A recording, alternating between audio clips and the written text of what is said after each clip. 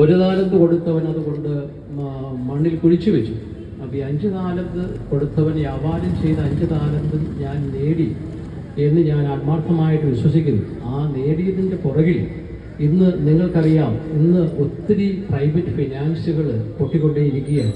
പാവപ്പെട്ട കഷ്ടപ്പെടുന്ന ആൾക്കാരുടെ പണം എങ്ങനെയെങ്കിലും വാങ്ങിയതിനു ശേഷം കൂടുതൽ പലിശ ഓഫർ ചെയ്തും മറ്റും അവസാനം അവർക്ക് ആ ഡിപ്പോസിറ്റിൽ കൊടുക്കാത്തൊരവസ്ഥയിൽ ഈ പ്രദേശങ്ങളിൽ തന്നെ ഇപ്പം 3-4 ഫിനാൻസുകൾ പൊട്ടിക്കൊണ്ടേയിരിക്കുന്നു.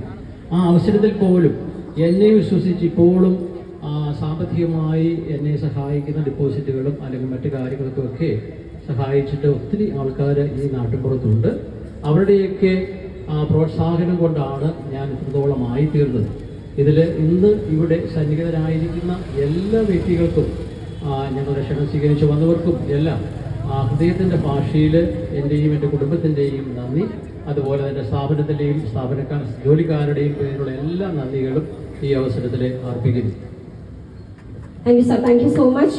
അപ്പോൾ എല്ലാവരും വെയിറ്റ് ചെയ്തത് നമ്മുടെ മാളവികയുടെ സംസാരം കേൾക്കാനാണ്.